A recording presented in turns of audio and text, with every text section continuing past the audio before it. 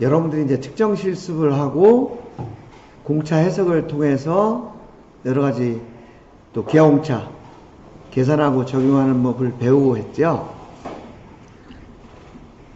근데 그것을 실습을 한 것을 이제 크게 나누어 보면 3차원 측정기를 활용하는 공부를 했고, 그 다음에 응용 측정에서 진원도 표면 거칠기 측정하는 실습을 했어요. 크게 보면 3차원 좌표 측정하고 표면 텍스처 측정 이 두 가지로 이제 나눌 수가 있는데, 이것은 전부 좌표 측정이라고 그랬죠. 지난주까지는 여러분들이 3차원 측정 실습을 하면서 좀 깊이 있게 생각 못했던 부분들을 쭉 정리를 했고, 오늘부터는 이제 표면 텍스처 측정에서 몇 가지 중요한 사항들을 못 다루고 넘어간 것들을 이제 정리를 하려고 그래요. 2학년 때 이것을 안 한 이유는 뭐냐? 한 번에 다 하면 여러분들이 소화하는데 한계가 있죠. 그래서 단계별로 2학년 1학기 때는 단순하게 그냥 진원도, 표면 거칠기 해서 기준원 바꾸고 필터 바꾸면 또 컷오프 바뀌면 값이 어떻게 바뀐다, 이런 정도만 했고, 2학기 때는 이제 실제 도면에 이것들이 어떻게 적용이 되는지, 그래서 도면에 있는 기호를 해석해서 적용하는 걸 간단히 해봤고, 이제 오늘부터는 필터의 특성, 그리고 평가 규칙 16%를 맥수를 있었죠.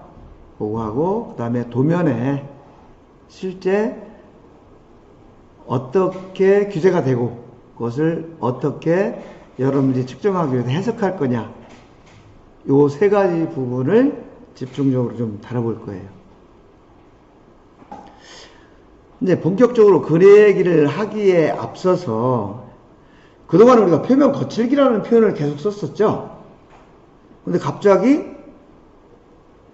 이 표면 텍스처라는 용어가 나오니까 여러분들은 좀 당황스럽기도 하죠. 그래서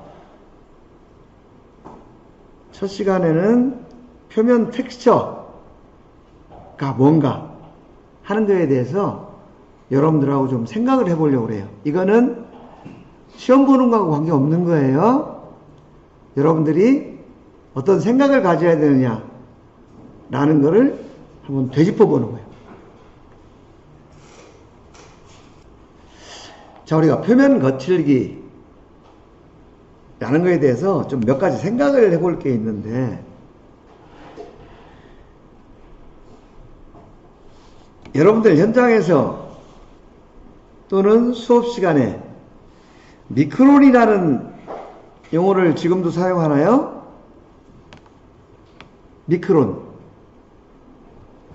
미크론이라는 말을 들어본 적은 있나요? 없어요?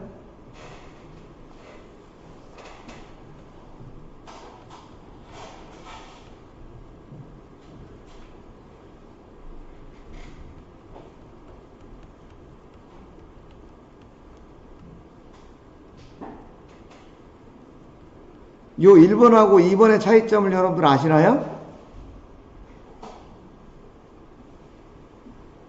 처음 들어보나요?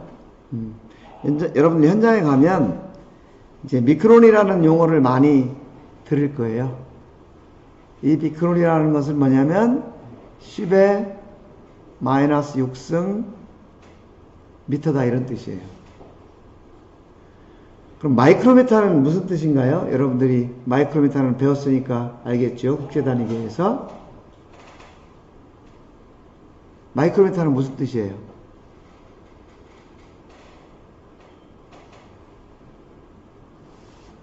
마이크로는 무슨 의미죠? 마이크로? SI 단위계에서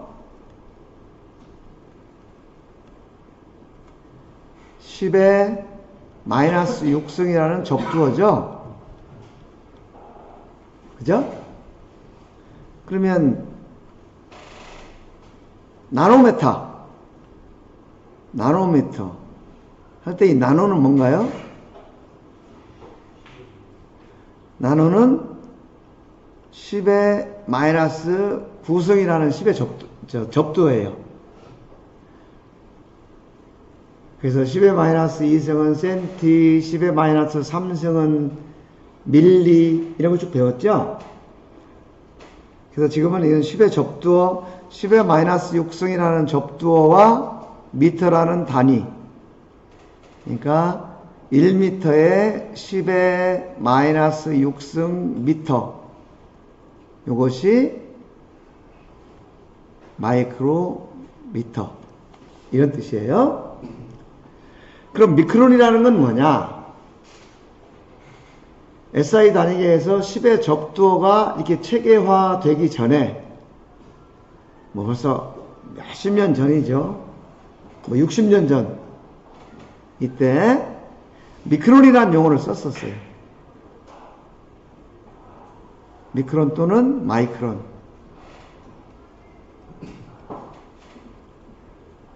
근데 이 단어를 지금도 써요. 오차가 뭐 1미크론이 벗어났다.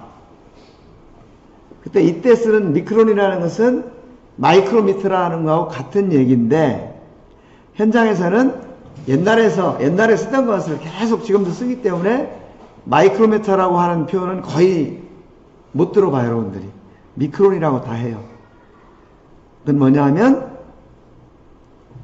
관행이라는 것은 하루아침에 바꾸기가 어렵다. 그래서 몇십 년 전에 쓰던 것을 지금도 계속 미크론 이런 용어를 쓴다라는 건데, 이 표면 거칠기도 마찬가지예요. 이 surface roughness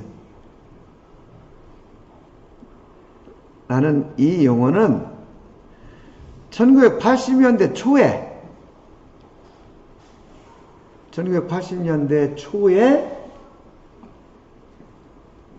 제정된 ISO 규격에서 썼던 용어예요. 그리고 1999년도에 이제 KS에서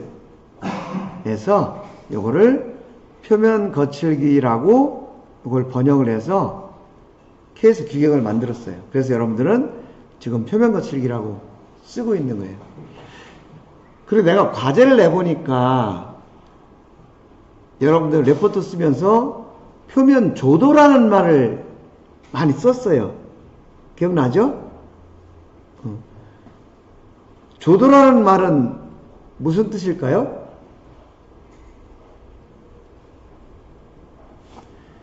이 조도라는 것도 얼마나 거치냐, 거친 정도를 조도라고 그래요. 그래서 거칠기를 한자로 표현하면 조도라고 표현을 할 수도 있어요. 그리고 이거는 일본에서 표면 거칠기를 표면 조도라고 한자를 썼어요. 일본도 한자를 쓰죠. 그리고 우리나라에는 일본 제품 측정기가 많이 들어와 있어요. 어떤 제품이 들어오게 되면 그 제품을 생산한 나라의 문화도 같이 들어오게 돼 있어. 그러다 보니까 일본에서 조도라는 말을 쓰다 보니까 우리나라에서도 조도라는 말이 현장에서 널리 쓰이게 된 거죠. 이거를 번역을 하면 이제 거칠기인데, 여러분들 생각할 때 라프니스라는 것을 표면 거칠기라고 표현하는 게 좋을 것 같아요? 표면 조도라고 표현하는 게 좋을 것 같아요? 이거 답이 없어요. 여러분들 한번 의견을 물어보는 거예요. 거칠기가 난 것 같아요? 자, 우리가 또 항상 연습하는 거, 의견이 있으면 왜 그런지를 또 설명을 하는 연습을 한번 해보면 좋겠죠? 왜 거칠기라고 표현하는 게 좋다라고 생각을 하시나요?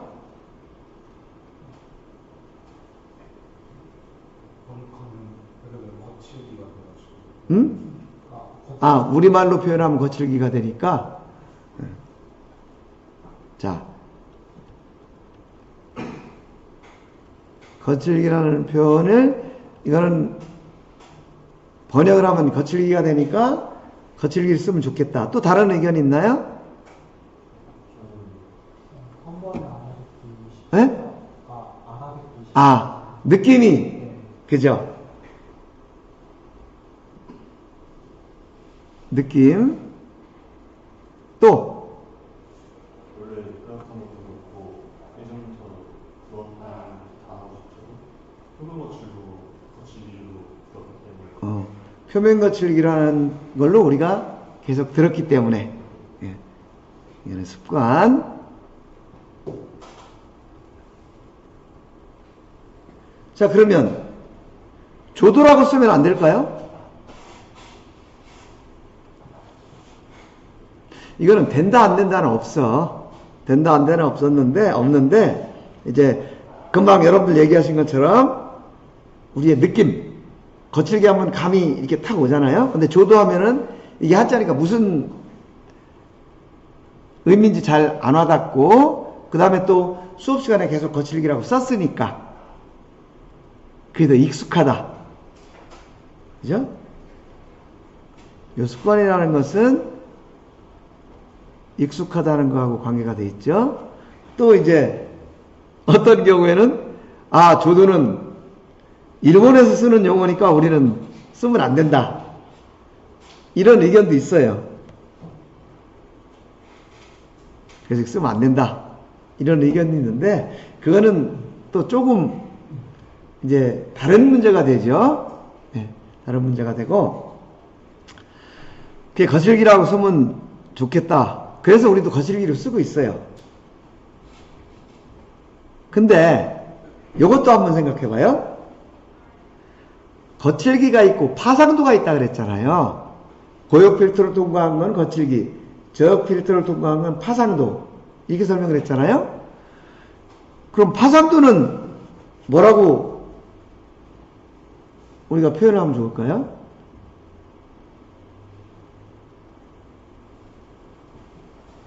파상도는 지금 우리 규격에서 파상도라고 번역을 했거든요. 근데 이것도 우리식으로 치면은 뭔가 한국말로 번역을 한다 그러면 웨이브라는 게 어떤 이런 물결이니까 물결의 크기? 물결도? 물결 느낌? 아, 이거는 또 익숙지가 않죠. 그러다 보니까 파상도는 그냥 파상도라고 현재 쓰고 있어요. 근데 한자끼리의 조합이라고 치면 조도, 파상도 이렇게 대비해서 사용하면 좀 더 어울릴 것 같은 느낌도 들기도 하고, 그런데 어쨌든 지금 이거는 우리가 거칠기, 파상도 이렇게 쓰고 있다 라는 거예요. 거칠기하고 파상도.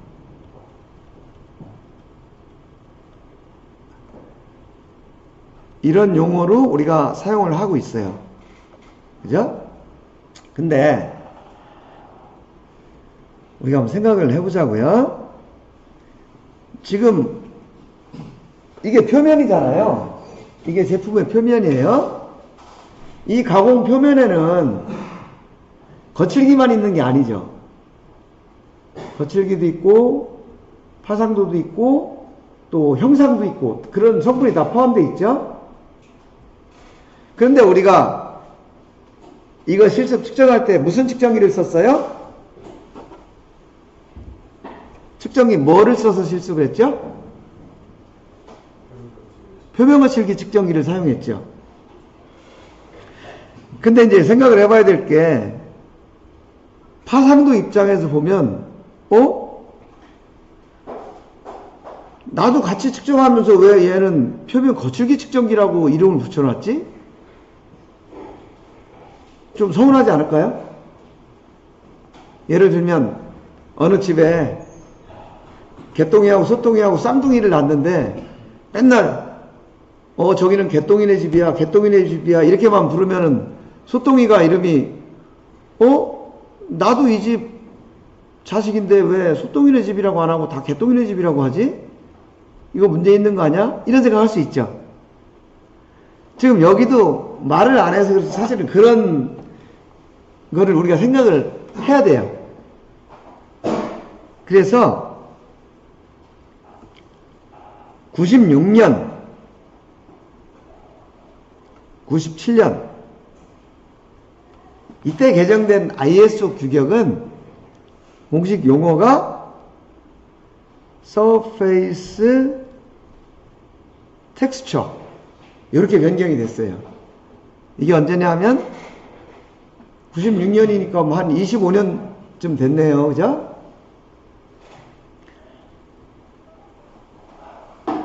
그래서 25년쯤 전에 Surface Roughness라는 것이 Surface Texture로 규격이 변경이 됐고, 이것을 KS에서 번역을 할 때는 이제 2008년에는 표면 조직이라고 그 규격에 변형을 했고, 2014년에 번역한 ISO 4288 요거는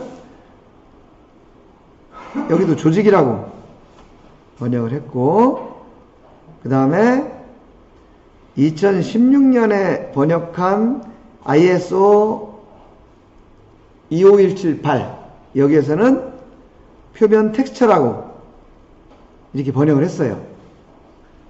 그러면 우리 입장에서는 이걸 뭐라고 번역을 해야 되나? 이런 문제가 있죠. 근데 이때 이제 조직이라고 번역을 한 것은 접촉식, 우리 실습한 것처럼 저런 접촉식 표면 거칠기를 사용해서 측정하는 이 규격은 표면 조직이라고 번역을 했고, 요거는 비접촉이에요. 요거는 3D 비접촉식. 여기에서는 이제 표면 텍스처라고 번역을 했는데, 실제로는 요거가 다 이제 텍스처가 되는 게 맞죠. 그 표면 텍스처 안에 거칠기, 파상도, 형상 이런 것들이 포함되어 있다 라는 거예요. 그럼 우리는 뭐라고 불러야 될 거냐? 조직이라고 해야 될 거냐?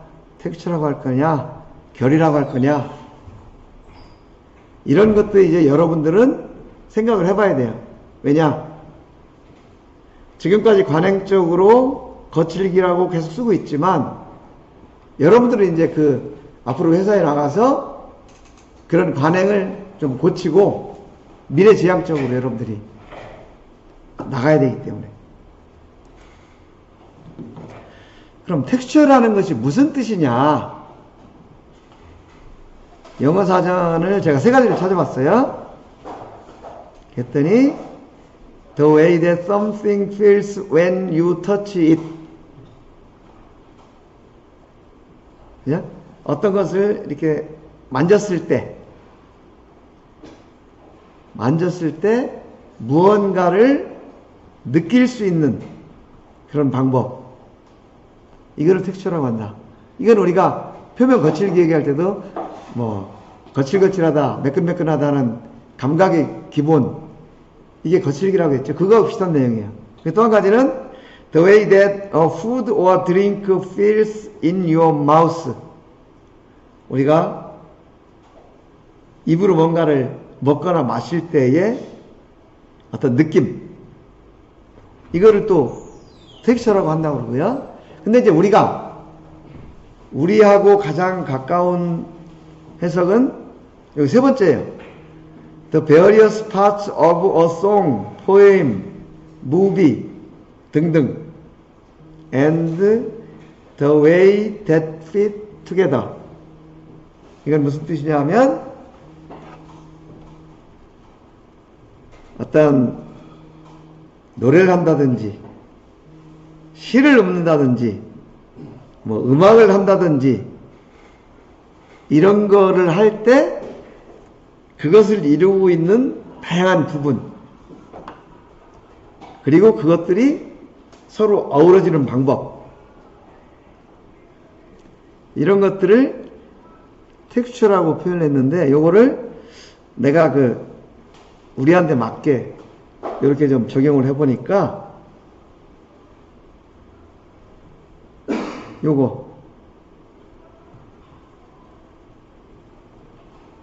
요거를 이제 표면이라고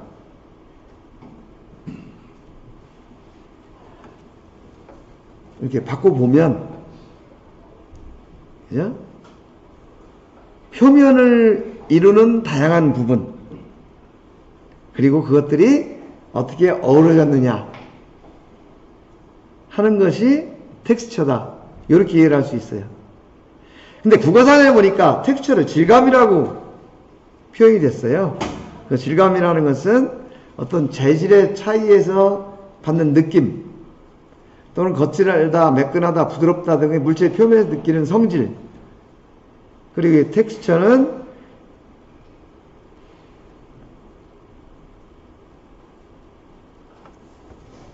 여기에서 텍스타일이라는 말에서 나온 건데, 이건 뭐냐면 우리 그 옷감을 얘기하는 거, 옷감. 이 옷감이라는 건 실로 이렇게 짜여진 거잖아요. 그것을 어원으로 해서 텍스처라는 말이 나왔는데, 이것은 그 천이라는 것은 재질이죠. 옷감. 옷감을 얘기하는 거예요. 옷감의 지질, 조직. 지질이라는 것은 표면을 이렇게 느끼는 감각 얘기하는 거예요. 이런 것들에서 어떤 느끼는 거다, 이렇게 지금 사전적으로는 표현이 돼 있어요. 근데 이제 질감을 하고 번역을 했는데, 우리가 질감이라고 표현을 하려다 보니까 질감은 좀 뭔가 미술이나 사진, 디자인 이런 데서 주로 사용하는 거다 보니까 기계적인 표면에 적용할 때는 조금 의미상의 차이가 있는 것 같아요. 그러다 보니까 surface texture를 표현할 수 있는 적절한 단어, surface는 그냥 표면이라고 표현을 하면 되는데, texture는 조직이라고 표현을 하려다 보니까 금속 조직, 재료의 조직 이런 거하고 조금 이미지가 겹치고, 형상이라고 하려다 보니까 또 기하홍차하고 좀 겹치고, 표면 구조 이렇게 또 번역을 하려다 보니까 이거는 건축 구조물하고 또 이미지가 겹치고, 그래서 실질적으로 이 텍스처라는 것은 번역을 딱히 어떻게 하면 좋겠다라는 것이 현실적으로 좀 어려움이 있다, 지금 그런 상황이에요. 그래서 텍스처는 그냥, 여러분들은 뭐라고 하면 좋겠어요? 지금 이 얘기를 듣고 보니까 텍스처를 여러분한테 만약에 번역을 할 수 있는 권한을 주겠다 라고 하면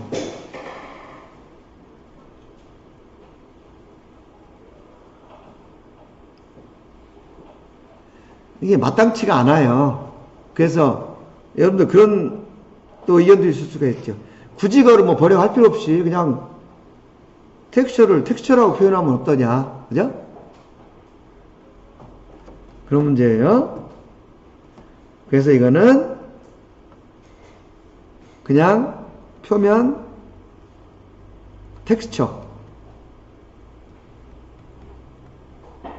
이렇게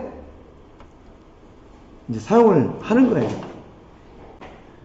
표면 텍스처라는 용어를 다시 한번 정리를 해보면, 국어사전에는 뭐라고 나와 있냐면, 네이버 국어사전이에요. 객체의 표면에 대해서 육안으로 보이는 모습을 특성 짓는 속성들의 집합, 이렇게 나와 있어요. 근데 측정학적인 의미 ISO 21920-2에서는 surface texture를 뭐라고 표현되어 있냐면, 규정된 프로파일에 포함된 기하학적 불규칙성, 이렇게 표현을 하고 있어요. 이거 기하학적 불규칙성은 geometrical irregularities. 요게 이제 기하학적 불규칙성이에요. 그런데 이 표면 전체에 대해서 기하학적인 불규칙성을 얘기하는 게 아니고, 우리가 표면 텍스처, 표면 거칠기, 요거는 어느 구간을 측정을 한 거죠. 이 표면 전체에 대해서 얘기를 하는 거 아니에요. 그래서 그것을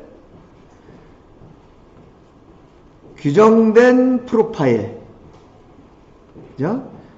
스케일 리미티드 프로파일 안에 포함된, 이런 뜻이에요.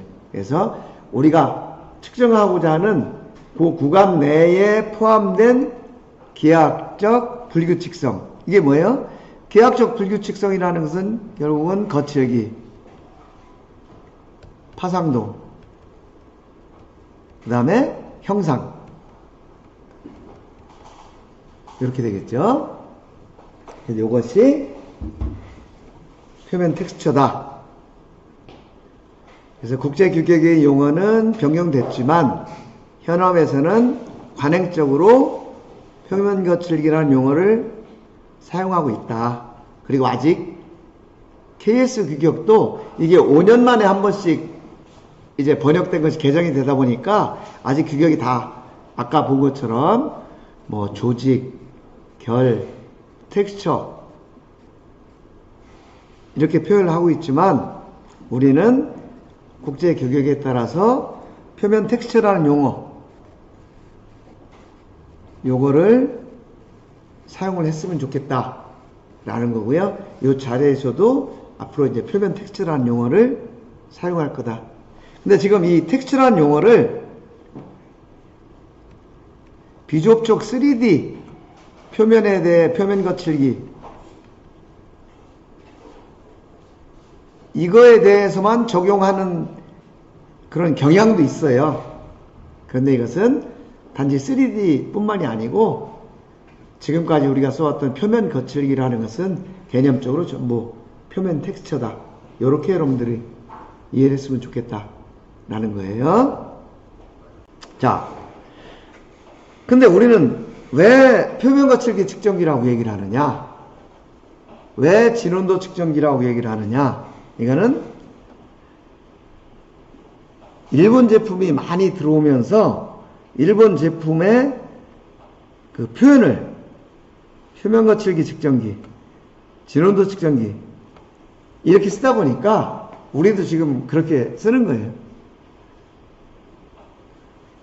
근데 이게 이 일본 제품들도 영어로 표현할 때는 표면 거칠기 측정기 이렇게 안 하고 자기네 나름대로 서페이스 프로파일러,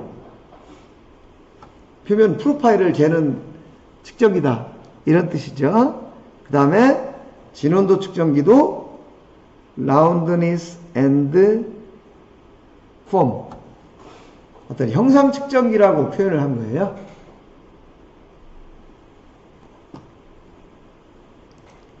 자, 이 표면 거칠기가 1941년에 처음 개발됐어요. 지금부터 약 80년 전이죠. 이 80년 전에 테일롭슨이라는 회사에서 이 표면 거칠기 측정기를 만들면서 이름을 Surface Roughness Tester 이렇게 붙여놓은 거예요. 그러다 보니까 80년 지난 지금도 표면 거칠기 측정기라는 명칭을 쓰고 있고요. 이때는 정말 말 그대로 거칠기만 쟀어요. 거칠기. 근데 현재의 측정이 이렇게 생겼어요. 여기서 거칠기, 화상도, 형상, 이것뿐만 아니고 치수, R이 얼마다, 뭐 각도가 얼마다, 이런 프로파일을 다 측정을 해요. 그리고 기하공차,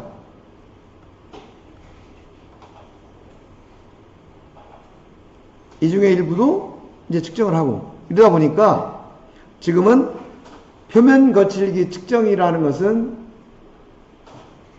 너무 그 부분적인 이름이 되고, 어떤 표면의 형상을 종합적으로 측정하는 이제 그런 측정기가 되는 거죠. 그래서 얘는 이제 더 이상 표면 거칠기 측정이라고 하면 안 되고, 표면 텍스처 측정기, 이렇게 표현하는 것이 맞을 것 같고요. 진원도 측정기도 마찬가지입니다. 이 49년에 처음 이걸 만들었는데, 이때도 마찬가지로 테일러 옵슨이라는 회사에서 이걸 만들면서 라운드니스 테스터라는 이름을 붙였고, 이때는 실제로 진원도만 측정을 했어요. 근데 지금은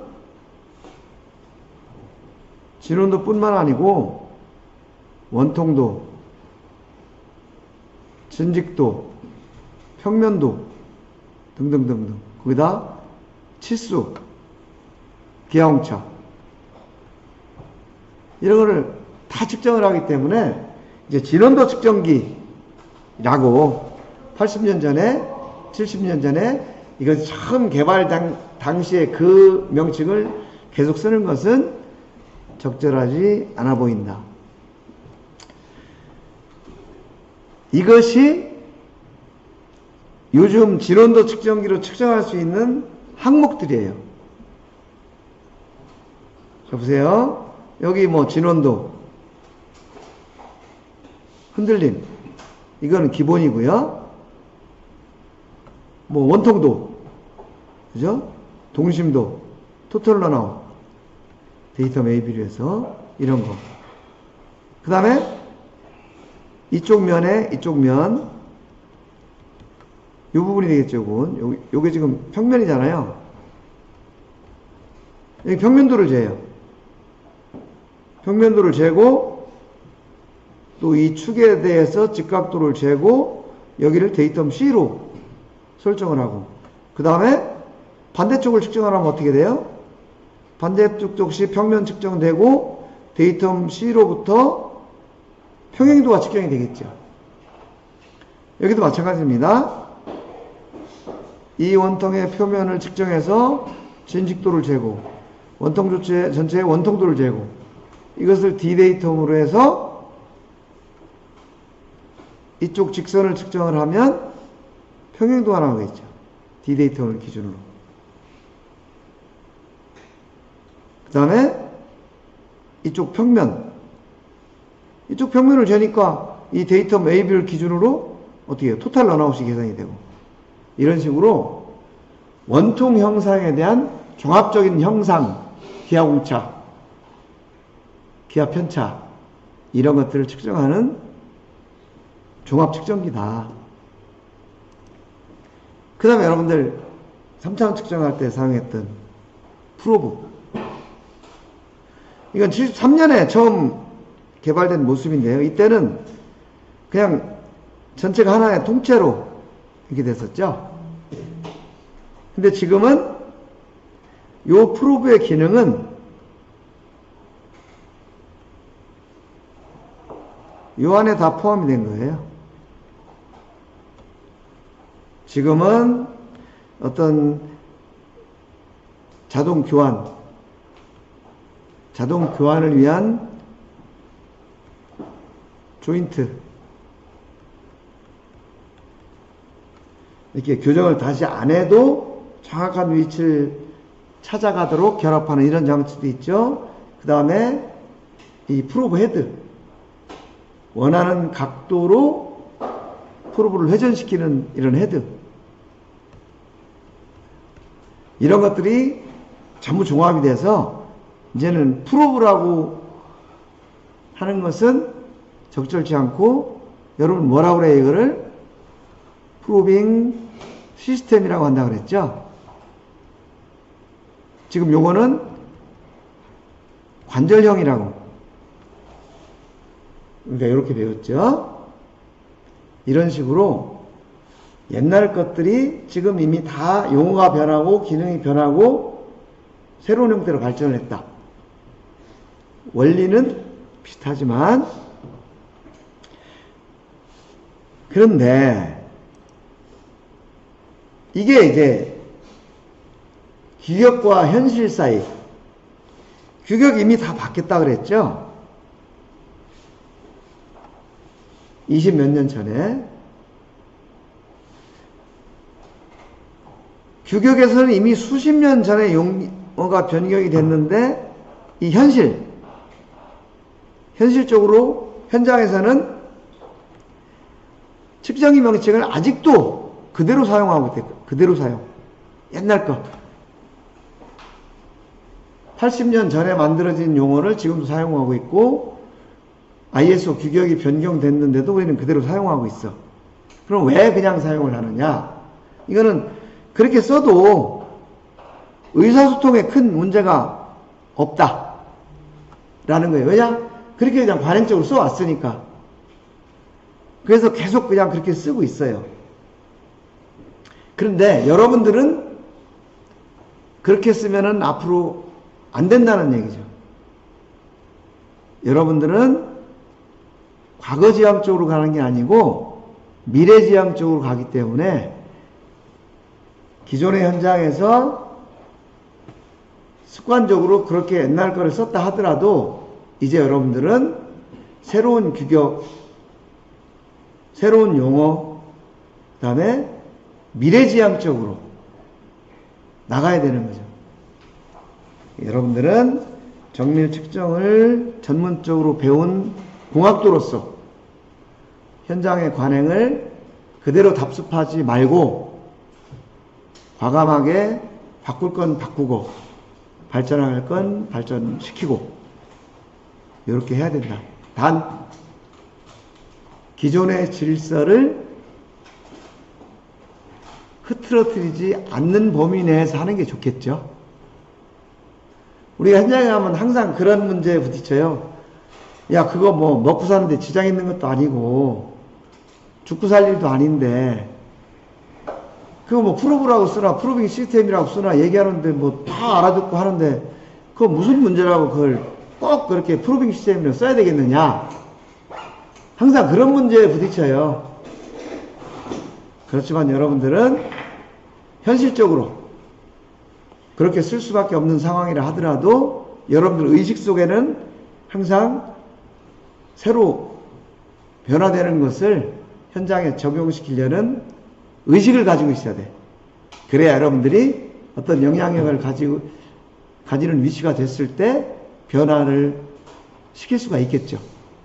안 그러면 그냥 옛날 그대로 앞으로 100년, 200년 세상은 변하는데 우리는 현장에 그런 관습을 그대로 따라가는 그런 사람들이 된다는 거죠. 그것은 단순히 용어의 문제가 아니고 그걸로 인해서 여러분들이 일하는 자세 또 여러분들의 진취적인 어떤 아이디어 이런 것들이 많이 잠식될 수가 있어요. 그래서 여러분들은 그런 것들을 좀 잘 생각했으면 좋겠다 라는 거예요. 향후에는 이런 관습에 익숙해져 있는 세대가 이제 다 교체되는 상황이에요. 여러분들 그 뉴스 같은데 그래서 그런 거 많이 이제 듣잖아요. 어떤 그 뭐 586이 간다, 그죠? 또 베이비 부머 시대의 인력들이 지금 많이 은퇴를 한다 이런 얘기 듣죠? 사람은 아무리 능력이 있고 권력이 세고 하더라도 세월이 지나면 반드시 그거는 지나가게 돼 있어요. 그래서 기존의 관습에 익숙해져 있는 세대가 교체가 될 때 여러분들이 주역이 될 수가 있겠죠. 그럼 그때는 이런 미래지향적인 조치를 취해야 되지 않을까. 그래서 당장은 좀 번거롭고 힘들더라도 여러분들 회사에 가면 보나마나 옛날 거 그대로 쓸 거예요. 그리고 뭐 이거 이렇게 바뀌었는데요 하면 아까 그 얘기죠. 그게 뭐 이렇게 중요한데 자꾸 새로운 거 쓰려고 하면 자기가 괴로워. 그러니까 에이 뭐 편한 대로 살지 할 수 있지만 그렇게 되면 발전이 없다. 그래서 여러분들은 좀 미래지향적으로 나가려는 생각을 했으면 좋겠다. 그래서 예를 들면 측정기도 뭐 표면 텍스처 측정기라든지 원통 형상 측정기라든지 뭐 프로빙 시스템이라든지 이런 것들을 여러분들이 생각하는 적절한 것을 항상 생각을 해놓고 있어야 돼요. 그렇게 생각을 하고 살다 보면 여러분들한테 많은 기회가 와요. 이렇게 나처럼 강단에서 후배들한테 강의를 할 수 있는 기회도 생기고 또 측정에 관한 어떤 규정이나 이런 거를 제정할 때 거기에 참여할 수 있는 기회도 생기고 그럴 때 여러분들이 오늘 내가 했던 내용들을 잘 기억을 해놨다가 뭔가 이렇게 발전적으로 변화하는데 기여하는 여러분들이 됐으면 좋겠다 라는 생각에서 이런 걸 얘기를 좀 했어요. 자, 지금 내가 여러분들한테 말씀드린 거 어떤 취지로 이런 얘기를 하는지 잘 아시겠죠? 그래서 그러려면 여러분들이 이제 공부를 열심히 해야 되고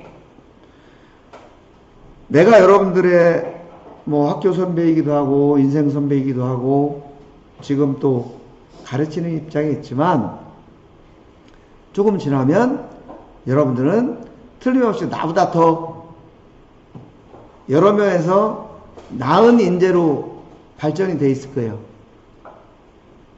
스승보다 제자가 더 발전한다 뭐 이런 더 뛰어나다 이런 한자 사자성어 있는데 혹시 여러분들 기억하는 사람 있나요? 네? 그렇죠. 청출어람. 여러분들 청출어람이라는 얘기 많이 들었을 거예요. 그것은 제자가 스승을 뛰어넘는다는 뜻이에요.